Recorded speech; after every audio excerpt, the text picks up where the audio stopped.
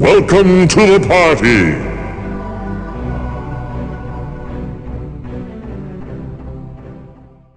What if Sumner chose different candidates to save the world from Skorne? Would they be able to defeat the Guardians just the same, or would they fall short? Before I start, I want to say thanks to everybody for being patient, and that all the new characters featured in this story originate from the Alt Hero project, the details of which are linked in the description. So if you want to know more about these classes and what is presented, check that out when you have the chance.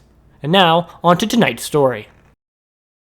Our story begins in Sumner's tower, where the Grand Wizard held his head in his hands. The castle's stronghold, the last remnant of the free world, had just fallen to Skorne's first elemental beast, the fearsome Chimera. Any hope of a resurgence against Skorne and his regime had been extinguished. In a rare burst of emotion from the Elder Wizard, Sumner cried out and threw his lectern to the floor. He sat on the ground as the past replayed in his mind. Beyond Skorne, most of Sumner's rage surrounded that of his brother Garm. That mistake, nearly 10 years ago at this point, was the single worst decision since Knight Commander Gregory denounced Rasha before the angel Zadkiel, an error that costed thousands of lives and affected millions more. Over the years, Sumner's blame toward Garm slowly began to shift toward himself. In Skorne's first year topside, Sumner did nothing as the realms fought and inevitably lost their freedom one by one. He told himself that he was waiting for a window of opportunity. But what did that look like? He certainly didn't know. The war varied between a lukewarm resistance to complete domination by evil. Whatever window Sumner was looking for simply didn't happen. And now, his withdrawal from the bannered world might have costed them everything. It wasn't until Arendelle fell did the realization properly sink in. Skorne had won, and he had done nothing to stop it. Even if his efforts had failed, he could have at least said that he tried. But now, he had to sit and contemplate what could have been had he done something. On the contrary, there wasn't much that he could have done, logically speaking. Sumner believed that getting involved could put more lives at risk and draw more attention to resistance movements. Ironically, this was true. After Skorne crushed Garm, he battled Sumner, and for all intents and purposes, won. He broke Sumner's will, which was true. But even if it wasn't, it was probably best that Skorne believed it was. If Sumner continued to stir the pot, Skorne might take action. If not to kill Sumner himself, then to kill those he cared about. Skorne might have forcibly taken the castle's stronghold years before. He didn't because, for one, he enjoyed the slow burn, provoking the long-term thought of impending doom. Secondly, he didn't believe the castle was a threat. If Sumner acted up, it could put them all at risk of retaliation. This is what most of the Bannermen thought about Sumner's situation. For the average citizen, the thought rarely crossed their mind. But for some of the more involved members like Cirrus or Freya, they figured Skorne had Sumner in some kind of bind, so the argument that Sumner's silence was necessary could be made. But it wasn't the complete reason. Sumner wasn't just pretending to be broken, waiting for an opportunity to break free. He actually was crushed. The actions of Garm, and by extension Skorne, had truly caged him. Something Korik, the Red Warrior, was certainly aware of. Korik heard Sumner cry out and went to comfort his friend. Korik had been semi-living at Sumner's tower for the past couple years. During the original struggle in the Mountain Kingdom, Korik attempted to traverse the volcanic cavern to defeat the dragon. He would have died had Sumner not saved him. Since then, he had been spending long periods of time at the tower, of which he was right now. Korik watched as Sumner picked up his lectern and slammed it on the ground in a rage. Korik grabbed the wooden stand and smashed it against the wall, demanding Sumner to stop. Sumner called his blonde friend a hypocrite. Why was Korik allowed to smash stuff but he wasn't? Korik confessed that that was his point. That dumb brutes like himself solved problems with their fist, but that Sumner was smart and wise, and that he needed to be smart and wise right now. Sumner stopped. Korik was right. Not that Sumner believed he was a dumb brute, but his point still stood. He wasn't a caveman. Sumner took a deep breath and dusted off his robes before apologizing to Korik. He confessed to the warrior that he hadn't been wise or smart these past 10 years, and that now, with the castle gone, any hope he might have had died. Before Sumner could finish saying there was nothing to be done, he was cut off by Korik throwing his axe into the remains of the lectern, as the warrior demanded that they do something. Sumner, still blinded by his depressive state, said that they had nothing. Nothing to lose, Korik corrected. It made him stop and think. It was true. Without the castle, no resistance stood to publicly rival Skorne. While sure, they had nothing to use against him, they also had nothing that Skorne could take that wasn't already taken. Sumner told Korik that he would meditate on the matter, and subtly shoot him away. Korik wasn't known for his intelligence, but Sumner recognized and strongly admired his heroics. Korik wouldn't hesitate to sacrifice himself if it meant his people could be free. He didn't need a plan, he didn't need reassurance, and he didn't need backup. Nothing but his father's axe, the flames of his ancestors, and the burning passion of a fearless hero. The more Sumner thought about it, he realized that other characters possessed the same spirit. not to say they were all reckless as the Red Warrior, but more so the idea that they would do something drastic if it meant those they loved could be spared from suffering. It wasn't until he went to speak to the witches of Twinian Town did he make his decision. Sumner asked that if they had the tools to take on the Lich, even alone, if they would take it. The witches had spent the last decade attempting to take back their realm and bring down the Lich, and given the small fruits of their effort, their morale was understandably low. The Coven had lost hundreds and gained little to no advantages over their undead adversaries. Tarkana, the mage that had defeated Gulch the first time, had not been seen in half a century, and the same went for her spells. It seemed pretty clear that the witches could relate to Sumner's hopelessness, but one voice stood out amongst the others. One of the Grand Witches, Angelica, made a counter that turned into a speech. She explained that Tarkana, her great-grandmother, defeated Gulch because she had hope, and how said hope came out in her spells. That her status as a legendary mage originated not from arcane abilities, but her soul as a fearless hero. She continued, saying that if they lay down, Tarkana's actions and actual sacrifice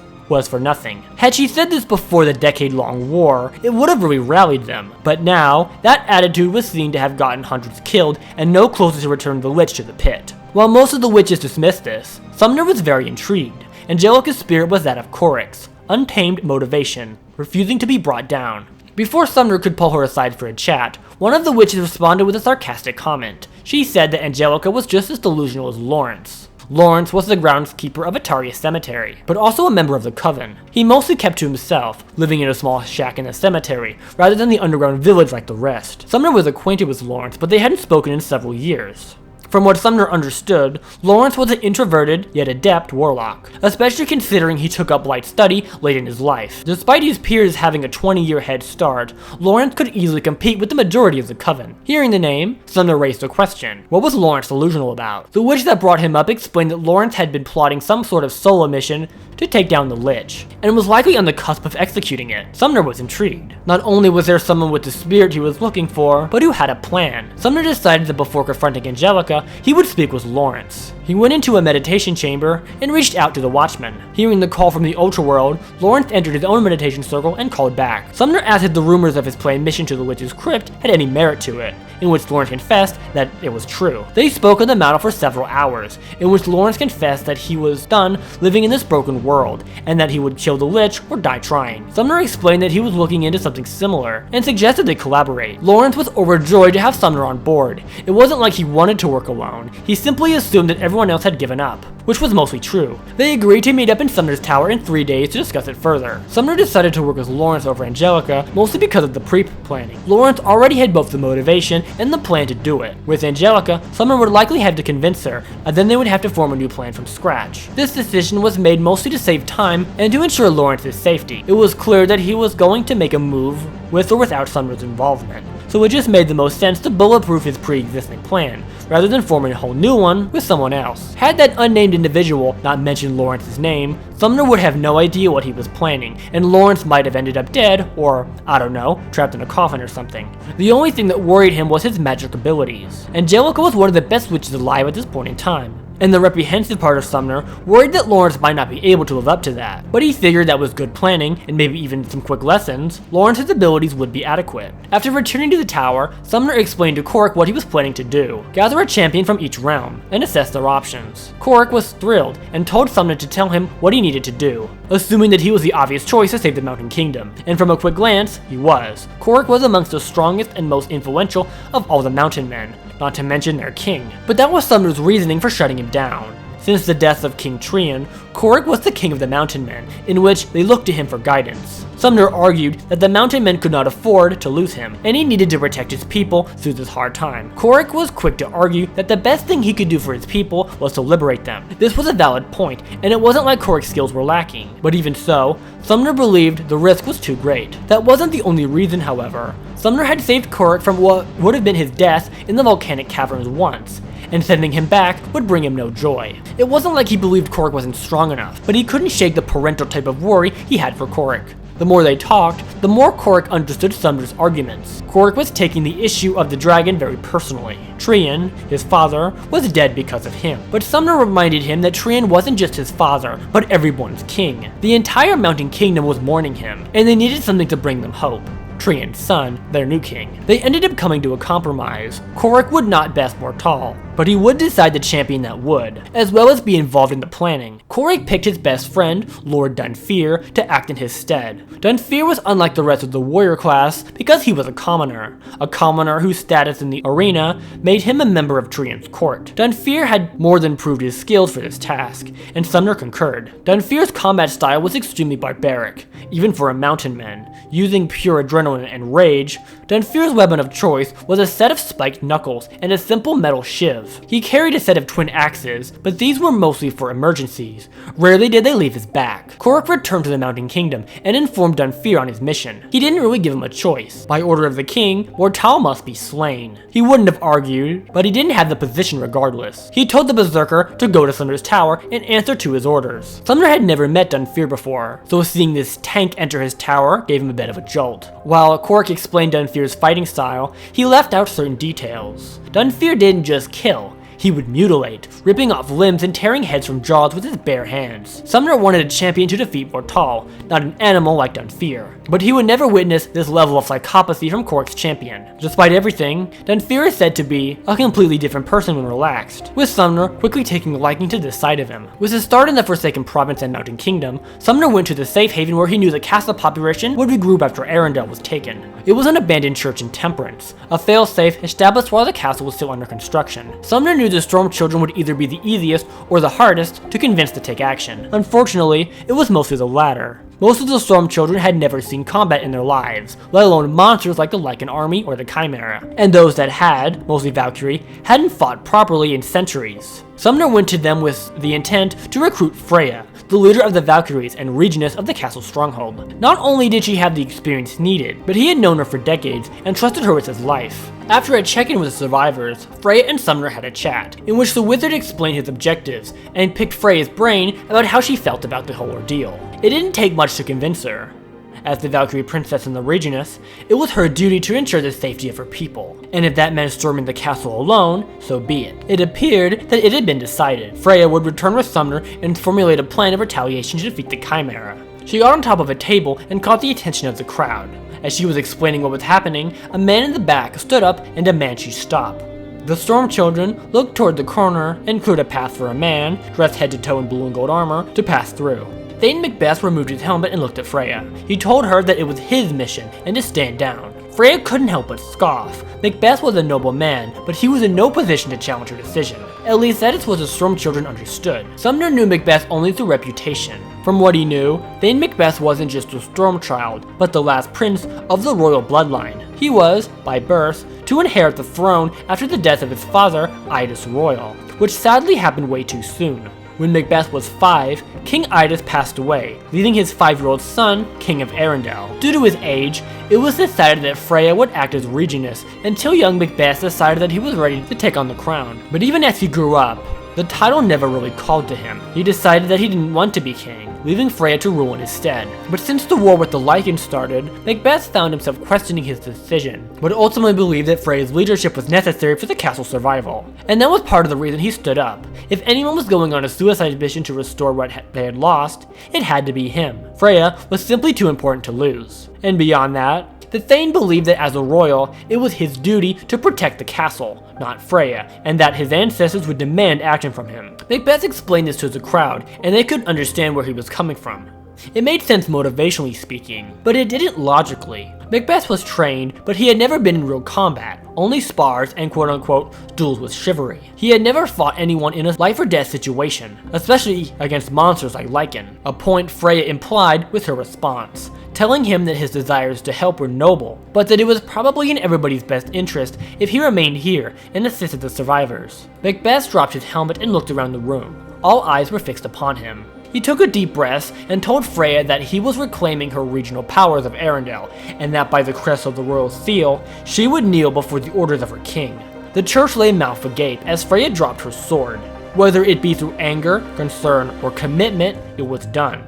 Freya composed her shock and bowed to the now King Macbeth, only for the entire assembly to follow. All of the thoughts of worry and doubt toward Macbeth's abilities began to run rampant in the people's minds, and yet none would, or even could, say a word. Macbeth looked at Sumner and told the Grand Wizard that the only person he was permitted to take was himself. Freya's mind was all over the place. In some ways, she was proud that he had finally decided to step up to the plate, but was terrified that by doing it, he had just signed his death certificate. She gave him a look that said, "If you don't come back alive, I will never forgive you." The same expression was shot at Sumner, who genuinely didn't know how to react. Like Freya, he was shocked and a little worried, but Macbeth had made the choice for all of them. He fought the Chimera or nobody did, and thus the wizard left with him.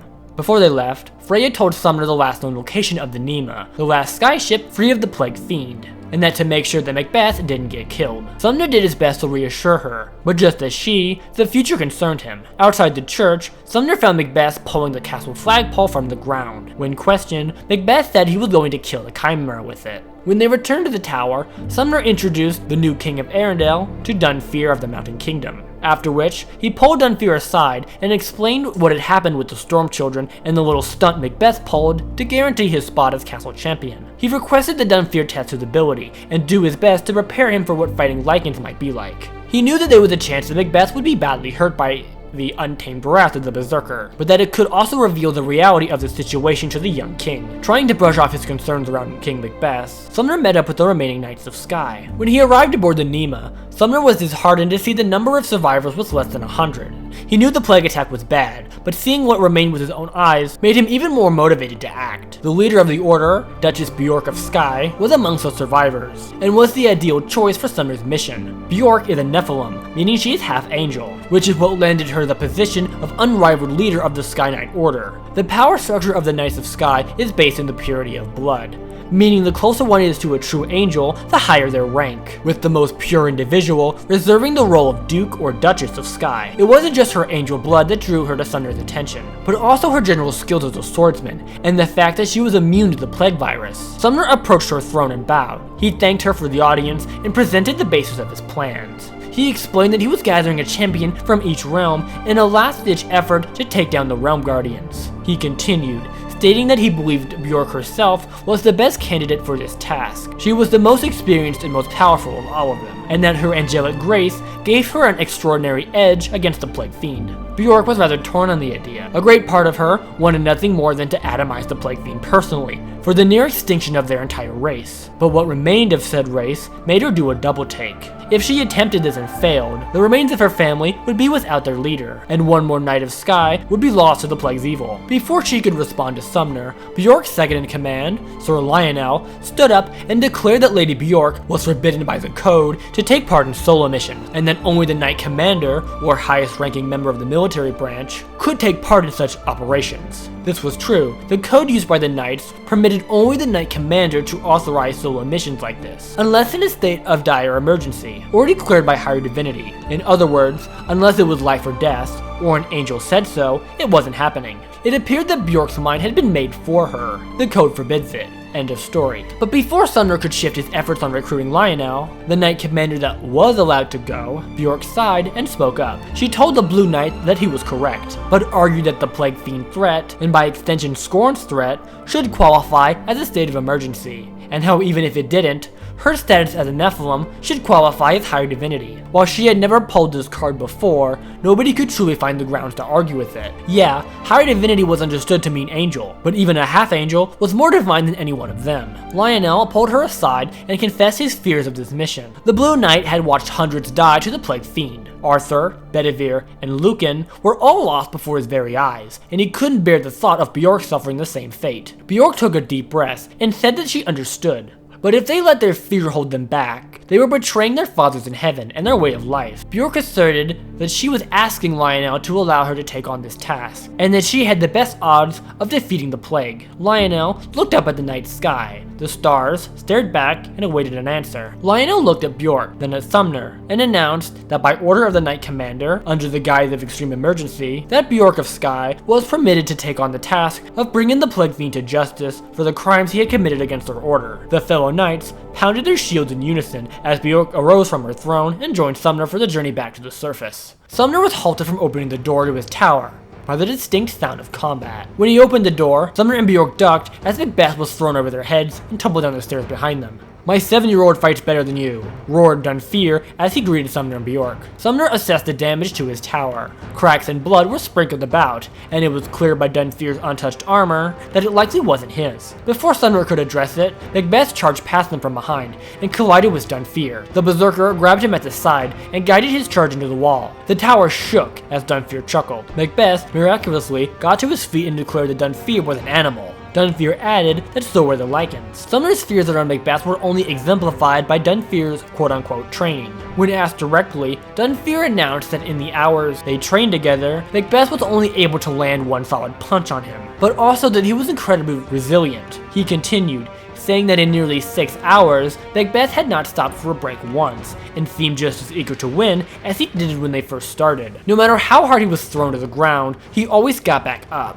Something Dunfear was admittedly impressed by. Sumner gave a brief tour to Bjork before departing once again, leaving them alone to socialize. As the door closed, Macbeth raised his fist, ready to continue. Dunfear removed his helmet and announced that he was taking a break. He walked down the stairs to the lower tower, leaving Macbeth alone with Bjork. Neither of them had ever heard of Dunfear before, but as lightning spawns, they were at least familiar with each other's names. And now that Macbeth declared himself king, one could argue that they were equals within their respective domains. Macbeth said to Bjork that Dunfear had no grace and zero respect for the art of the duel. To his surprise, Bjork reiterated Dunfear's point, asking if he believed Skorne and his monsters would be any different. Bjork explained that he didn't have to fight like a beast in order to conquer his foes. And just because his opponent was an animal, doesn't mean that he had to stoop to that level. Bjork drew her sword, a perfectly balanced rapier, the finest Macbeth had ever seen. Bjork explained that despite the grace it required, it had in fact slain many beasts. Bjork symbolized for Macbeth to draw his weapon, provoking a duel. Macbeth retrieved his flagstaff from where it stood on the ground, and asked if the lack of balance was unfair. Bjork assured him that it wasn't, and to not hold back. The Blue Thane charged and slammed the flagpole down on Bjork, only for her to hold it back with her elegant sword. It was as if Macbeth had just struck a boulder, a solid, immovable object. The Thane spun the flag and attempted a low strike, only for Bjork to jump and land a punch against his head, which caused him to stagger, even through his helmet. Bjork went for a stab, only for Macbeth to recover and cross his arms. Bjork's strike hit a lightning force field, causing her to jolt back. Thane spun his flag and tried to take advantage of her falter, only for Bjork to parry it just the same. She attempted a move called Lightning Rod, in which lightning would strike her sword, allowing her to conduct it against her foes. But due to being so far from the sky, and inside nevertheless, both of their lightning abilities were dampened, causing her spell to fail. This gave Thane an opening. He gripped his flag long ways and rushed her, quickly disarming and pinning her against the tower walls. It appeared Macbeth had bested her. That wasn't until she vanished into a cloud of sparks and reformed behind him. A swift kick to his knees brought him down to the ground as she pointed her sword to his neck. She smiled and helped him to his feet. Macbeth quickly questioned how she was able to escape, leaving Bjork to explain lightning diffusion, a way to conduct lightning in such a way that allowed the user to phase through solid matter. As they continued to chat, Macbeth asked how the Knights of Sky fared since the Age of Skorne begun. He had not seen one since before the invasion started, and from what he was aware of, it wasn't good. Bjork's expression reaffirmed that, and told him everything he needed to know. Bjork sighed, and asked why he had invoked his status as heir to the throne so he could join the Suicide Pact. Macbeth recapped his speech to Freya and the Storm Children. He explained that of the royals, he was, by his own admission, the least impressive of them, the only one that feared their responsibility enough to request a Valkyrie play the role in his stead, and that by birthright, it was up to him to ensure Arundel's survival, and his duty to sacrifice himself for the betterment of the kingdom. Bjork learned from Sumner what had happened at the church, and having known Freya a long time, couldn't help but have some concerns of her own. As the leaders of the Lightning Realms, Bjork and Freya regularly interacted, and had a rather tight bond, a bond that extended to the royal family, and the castle realm as a whole. Their relationship reached beyond its business, however. Since she was a female and had wings, Bjork was by definition a Valkyrie, and Freya helped her greatly in finding her role and identity in an order composed exclusively of drone-like males. As a Valkyrie, Bjork was just different enough, and Freya helped her come to terms with said distinctions.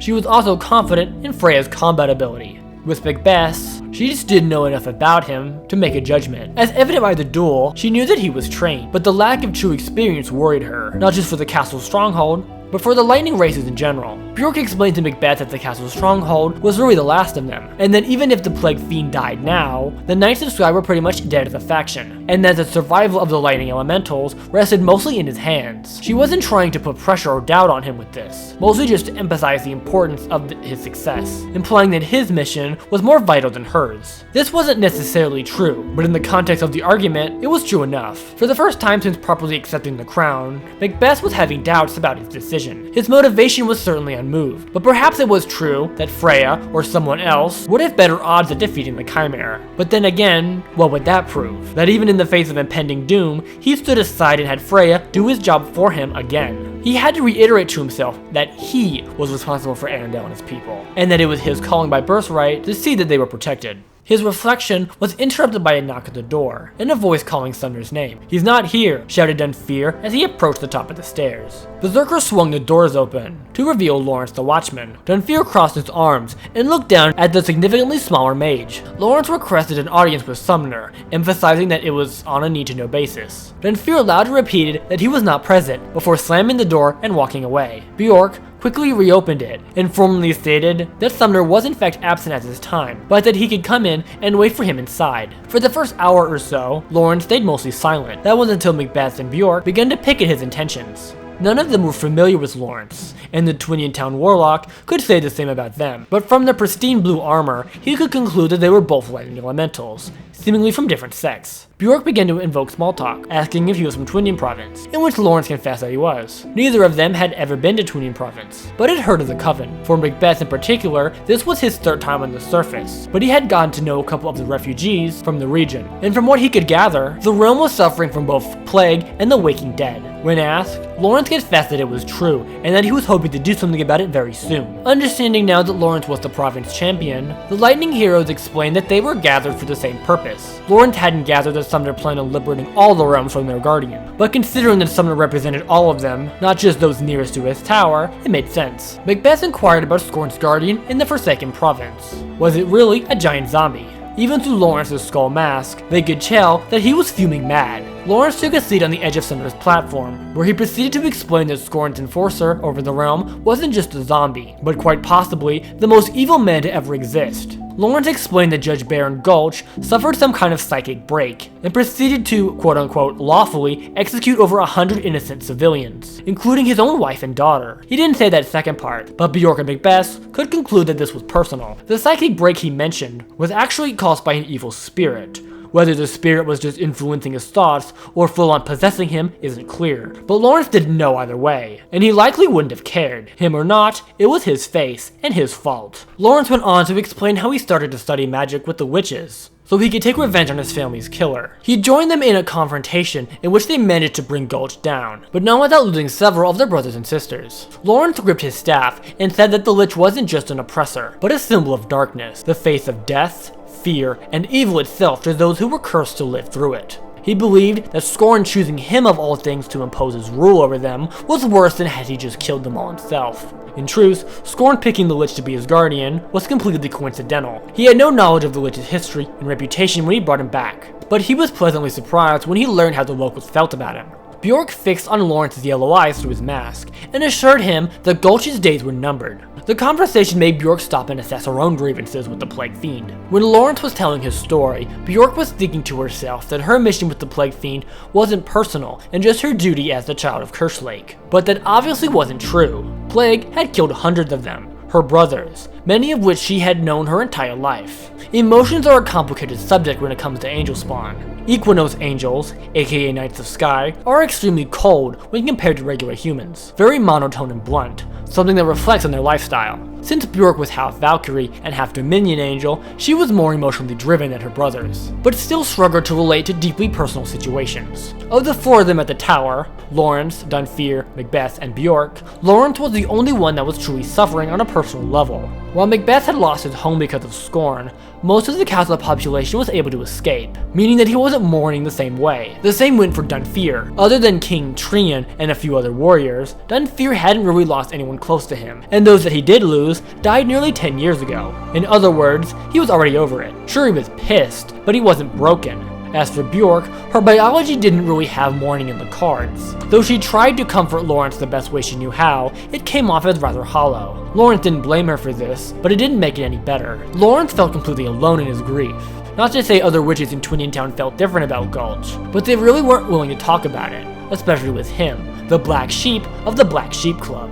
In the following hours, Sumner returned once again, accompanied by a man in green wrappings and a dwarf in a red coat. Sumner introduced them as Khan of the Forest Realm and Agrus of the Ice Domain. Khan was somewhat of a legend in the Forest Realm, but completely unknown beyond its borders. Khan was the last of the Kantani people, a race that built and occupied the ruins seen in the acid swamps, only for the keepers to wipe them all out. Khan hid his face under cloth, leaving only his green eyes exposed. His leather belt, laced with flask and colored concoctions, told the others that he was a bit of an alchemist, something that the keepers had been learning the hard way.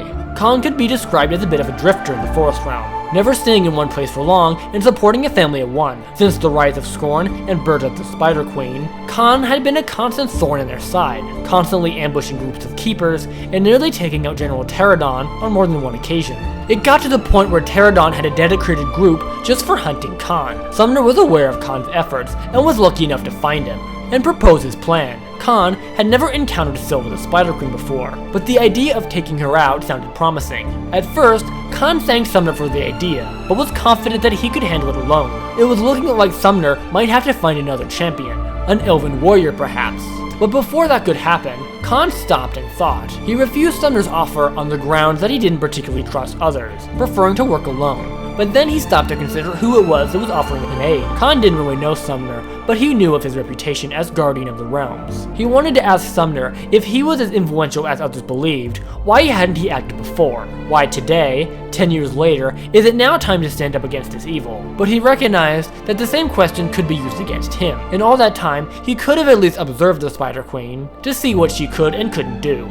Yet, he had not taken a single step in that direction. Ambushing keepers was a way to keep them off his scent and away from his hideout, not with the intention to deal a blow to the command structure. Khan realized that the world was bigger than the Forest Realm, and that other lands could be in more dire need of assistance. And even so, here was Sumner now, offering his help freely. Even if Sumner's reputation was exaggerated, he had to admit he was still better off with his help than without it. Convinced to take a chance, Khan agreed to go back to the tower and at least hear him out. As for Agrus, he wasn't just another dwarf, he was a werewolf. During full moons, Agrus would transform into a beast of ultimate carnage, but Sumner didn't know that. Nobody did except for Harrow. For the past decade, since the Yeti's reign began, the last dwarven house, House Antar, was away on a prospecting mission, and was thus spared from the toxic meteorite that enslaved the rest of them.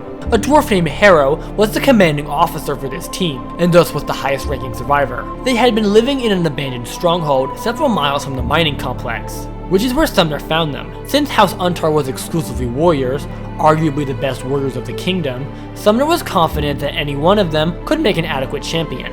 When he arrived at the stronghold and announced his intentions, he was not given the reaction he expected. He assumed that given their losses, they would be of similar morale as the Knights of Sky or Witch Coven. And yet, when Sumner called for a champion, he was overwhelmed with calls to be picked. Every dwarf, male and female, craved an opportunity to kill the Yeti, regardless of the risk. It was a property Sumner couldn't help but respect in this moment. The dwarves, or rather the Flame Children in general, had an unbreakable will to enact justice. Even through everything Skorne had done and everything they had been through, both the dwarves and the mountain men refused to surrender or allow Skorne to break their spirits. It was a strength that Sumner wished he possessed, but was honored to give those with ready swords a chance to answer their calling. They would have done it themselves a lot sooner had it not been for their shortage of supplies. Even with their fiery spirits, forming a resistance against the Yeti and his minions wasn't feasible. The excitement quickly escalated into a brawl as dwarves fought to take the rolls at Sumner's side by force. All were silenced when Harrow got on the stairs and blew into his grand horn. Harrow announced that as their commander, it was his duty to take on the task for the good of their race. Most of the dwarves were disappointed, but who were they to argue against the ruling of their leader? It appeared that Lord Harrow would be the chosen one to slay the Yeti. That was, until Agrus pulled him aside. Agrus raised his concerns over Harrow's absence. As second in command, Agrus would be in charge of the refuge until Harrow returned. But he reminded him of his condition. Every full moon, Harrow had to lock Agrus down, so his werewolf form wasn't a threat. He expressed that if Hera wasn't there to ensure he was secured, it could leave everybody in danger. He also mentioned how Hera was a natural leader, and if he were to be lost on this mission, the refuge would likely fail without him. Agris was smart, but he wasn't a leader, at least long term. He suggested that he go and save the Yeti, as Hera's life could not be risked for the sake of the refuge. The second part didn't really move Hera at all, but the werewolf thing was a genuine concern. He was the only one that knew, as most of the other dwarves would likely deem that someone like Agris was too dangerous to be kept around. And for his survival, it was pivotal that it remained between them. Hera announced that he would take a moment to consider alternative options and left the room. When he returned, he explained that the refuge could not afford to have Hera risking his life in this manner, and decided to stay. He declared that to settle the debate as to who was to go, he would choose a champion, and of course, he picked Agris. Some of the dwarves thought this was kinda weird, but nobody raised any concern. Agris wore a red armored coat, as well as a modified mining helmet. As a member of House Untar, he was of course a warrior, but he also had great interest in prospecting. Agris chose to combine his two professions together, as reflected in his armor and choice of weapon. Dual pickaxes, with the backs sharpened like blades. At the tower, Agris was quick to befriend and fear. They poked jabs at each other's appearances and choice of weapons, but maintained an underlying respect. Not just were they both flame children, but they had the same upbringings and motivations to strike against Skorne. As Agris chatted with Dunfear, Khan backed up and assessed the so-called champions of the realms. He tried to assess their body languages, to at least get a read on them. It was how Khan preferred to understand people. He believed that people put on a face during face-to-face conversation, and that the best way to get to know someone was to watch how they act when they're alone. He wasn't sure exactly how accurate it was, but that was what he did. He could tell by Lawrence's posture and the way he gripped his staff that he was likely depressed, or perhaps feeling anxious, certainly unsettled. Agris and Dunfear were the type of people to mask their feelings, but Khan could conclude that through their alpha demeanors, they were both relatively hurt. Agris certainly more so. He also correctly guessed that Agris was hiding something. Had he enough time to monitor him, he likely would have figured out that he was a werewolf. But learning the secrets of his peers was not his mission nor his intention. Macbeth was easy to place. He was afraid. For himself or others wasn't clear. Either way, he was certainly out of his element. But he also seemed determined. Judging by the state of the tower and Macbeth's physical condition, fresh bruises and dents in his armor, he believed that it was him who was smeared around the room. And yet, he was still here. Due to what she was, Bjork was very hard to read. She was more expressive than the men under her flag, but that really wasn't saying much. Valkyrie was certainly more animated, but she was also half angel. Khan watched her for a while, but he really had nothing to go off. She was sociable, but it wasn't an awkward kind of social, like she was trying to mask her stress with conversation or anything. Khan had never seen a lightning spawn, and he didn't know anything about them other than they existed and lived in the sky. Macbeth was a lightning spawn as well, but he was a storm child, which meant that he had angel genes and could control lightning, but was pretty much human everywhere else. Bjork attempted to make small talk with Khan, but his overly vague responses made it difficult to maintain a conversation, which implied to Bjork that he didn't really want to talk. That wasn't particularly true, as it was more a case of Khan having the worst social skills in the Banorn. Even though Bjork's attempt at getting to know him was unfruitful, Khan respected the sentiment nonetheless. Sumner's next stop was the Desert Lands, where he began his search for Cirrus the Archmage. Sumner had not spoken to Cirrus since the Magi Scurf Crusades, nearly 8 years ago. Sumner was aware that the Crusades had failed, and that most of the resistance groups had disbanded, but he knew Cirrus was alive. He first checked all of the outposts he was aware of, all of which had either been abandoned years ago or completely destroyed by Jinn. This caused him to shift his attention to the city of Anka. Anka was the home to the Kepler monks, another mage sect that also used to be Jackal, but evolved separately from the Desert Magi. Their cultures had a few similarities, both recognizing Rasha as the prophet of the gods, and both were extremely dedicated to light magic, and their codes surrounding its study. However, Kepler were significantly more religious than the Magi, believing that the fate of the world was not theirs to influence, but rather the gods and only the gods. The most relevant difference to this era was their relationship with the Jinn. The Magi and Jinn had been sworn enemies for thousands of years, but the Kepler monks managed to maintain a neutral standing with both of them. The genie told the Kepler that they would be unharmed if they recognized Jinn occupation of the realm nationally speaking, and promised to keep their dealings within their city. An extremely generous offer considering the state of the world. This wasn't to say the Kepler were working with the Jinn. They took in Magi survivors seeking asylum, but reorganizing under the Magi flag was illegal within the territory. Sumner had hoped that Cirrus was in Anka, or that someone knew where he could be found. In Anka, he requested an audience with Orn, the head monk. Orn, in all honesty, didn't really like Sumner. Well, his issue was more with what Sumner was, rather than him as an individual. Sumner and Garm were created with the intent to replace Rasha after his death, and ensure his efforts remained intact. Ornn's issue arose from how he got in that position. Rasha, despite being a demigod, had to do everything the hard way, rising from nothing, building a name for himself, and sparking an international movement that turned into the elemental reforms. Basically, his argument was that Sumner was handed everything, and didn't have to do anything other than sit back and ride the coattails of Rasha's legacy. Which from a certain point of view, could be a valid argument. But to most people, it didn't really matter. Rasha did what he did, and Sumner made sure that what he did stays done. Regardless of his opinions, Ornn met up with Sumner and they talked. Ornn explained that he didn't believe Cirrus was in the city, but that there were Magi survivors about that might have a clue. Sumner then opened up regarding his intentions, hoping that if not Cirrus, then perhaps he could recruit him, or another Kepper warrior, to act as the Desert Realm's champion. Ornn quickly shut him down. He explained how such a mission could jeopardize the truce between the Kepper and the Jinn, and also that it simply was not their fight. As far as the Age of Skorne went, Anka was given the golden ticket.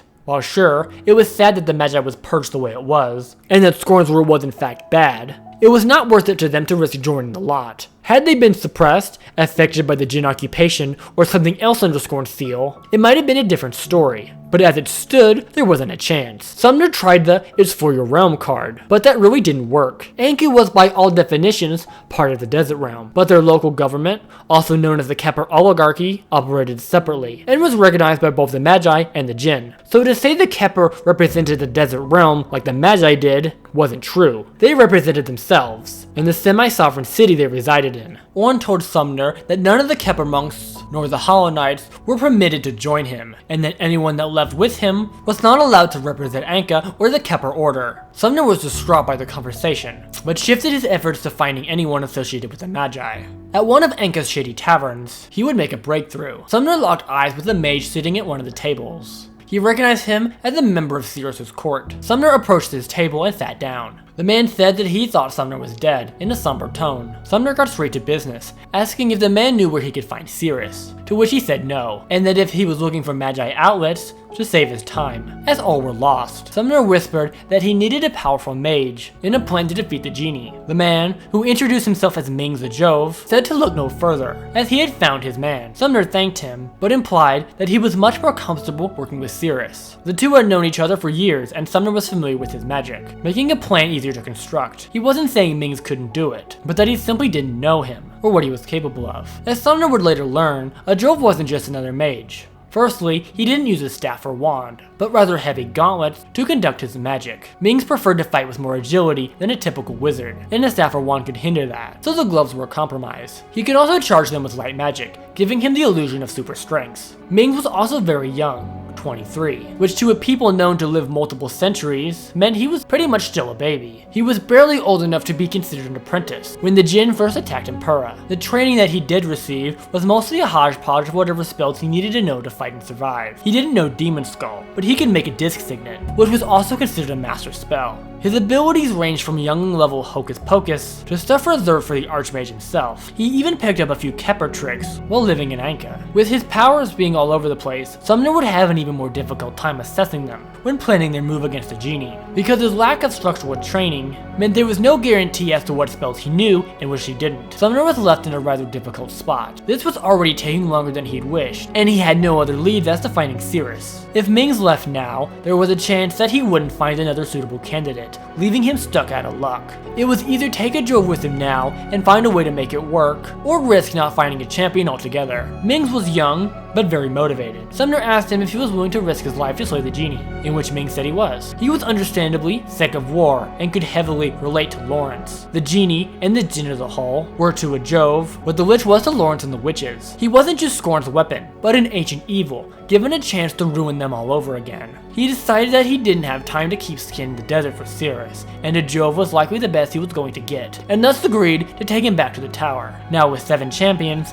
Sumner had just one more call to make, going to the Dream World to find the Jester. Mings was surprised to see other recruits from the realms waiting in Sumner's tower. There was a dwarf, a storm child, some kind of Valkyrie, something he didn't recognize, and another mage. The skeletal mask instantly told Mings that he belonged to the Witches of Twinian Town. Mings had always been fascinated by them, mages that carved their own path and rejected the dogmatic lens of the Magi. Mings couldn't help but approach and ask if he could indeed raise the dead. Lawrence was thrown off by the question, but indulged and admitted that yes, he could reanimate corpses. Mings confessed that he thought that was really cool, and proceeded to pick Lawrence's brain on the way to the coven. In most circumstances, this could have come off as weird and intrusive, but Lawrence was frankly just happy to talk about something other than grief. The two spoke a good while, discussing their own experiences with the light element, and the rules between their two cultures. It was a very enlightening and refreshing conversation for both of them. Mings hadn't had a serious discussion about magic since this all started, and Lawrence was just happy to have a conversation that didn't involve pity. It was a simple discussion about magic between two mages. Lawrence took a liking to Ming's elemental gauntlets, and confessed that he also disliked typical wands and staffs, which is why he chose to wield a lantern. And it was for his job at the cemetery. Beyond abnormal conductors, the light wielders discussed the limitations of their respective sects, sharing that the Magi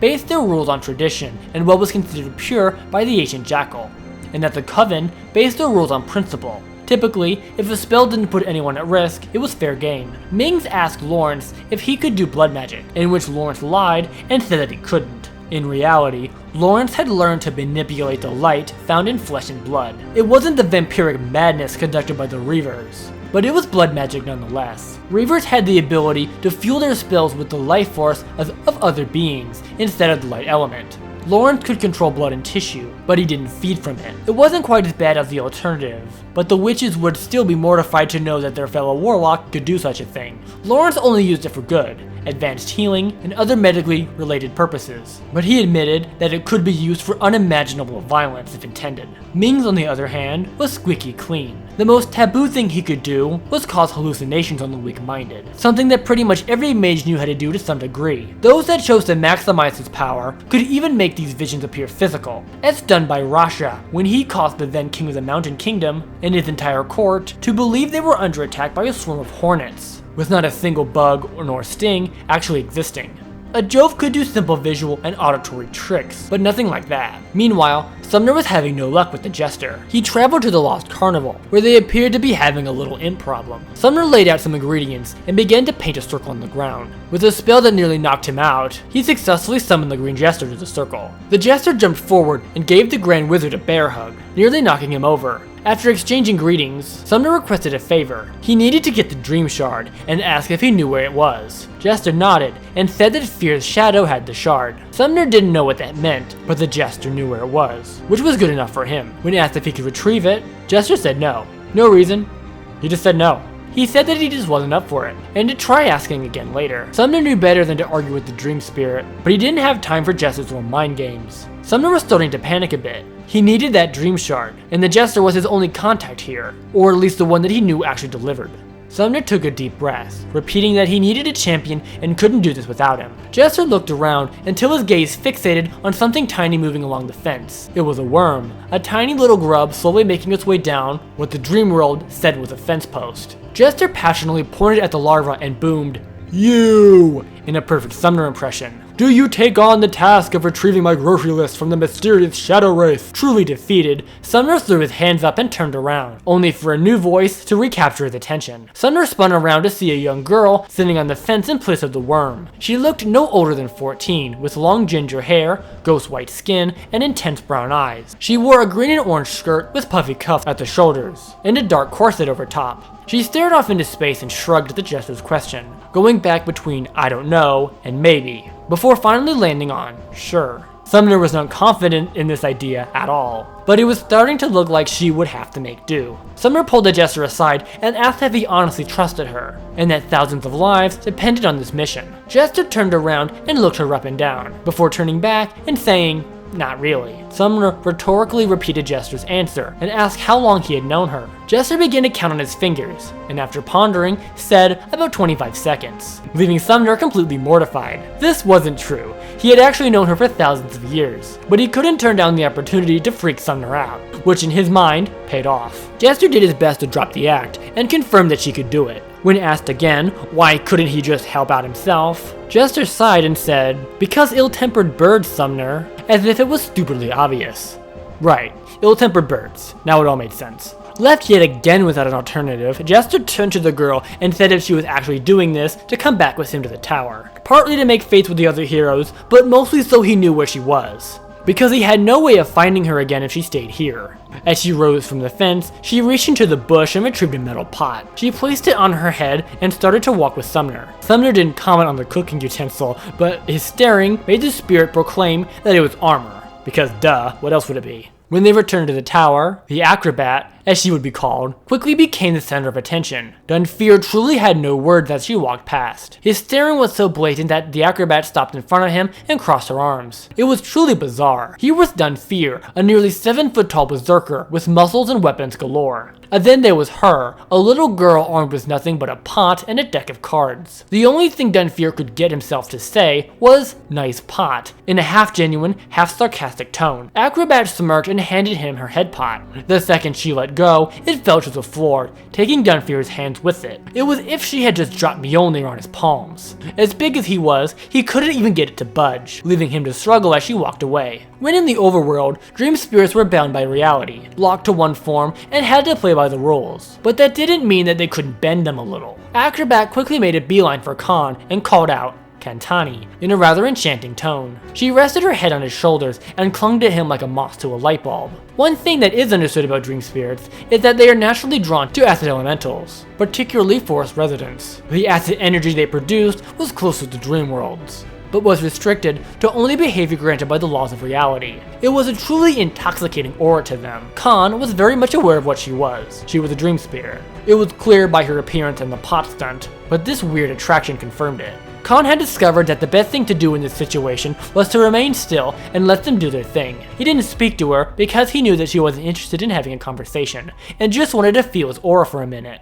As Sumner made his way to the platform, Dunfear gently massaged his hands. It took the full strength of him, Ogress, and Macbeth to lift the pot enough for Dunfear to slide his hands out from under it. When Sumner reached the center of the stage, he propped up what remained of his lectern and did his best to present a speech. He welcomed all of them and explained that despite their vast differences, Skorne and his servants had impacted each and every one of their lives. He did his best to summarize how Skorne had wronged him personally, and that everyone in this room had a story of their own. And that is why he had gathered them all together now. The last sign of organized resistance, the castle stronghold, had fallen, and they were the last hope of ever being rid of Skorne's darkness. He went on to recap Skorne and his command structure, mentioning the guardians and the shard keys they possessed, as well as the bullet points of their objective. Each of the heroes would traverse their respective realm, and slay the guardian and anything that got in their way. Once all the shards were gathered, they would face Skorne together and banish him back to the underworld. Sumner also mentioned the runestones that Skorne had hidden away all those years ago. Sumner came to the decision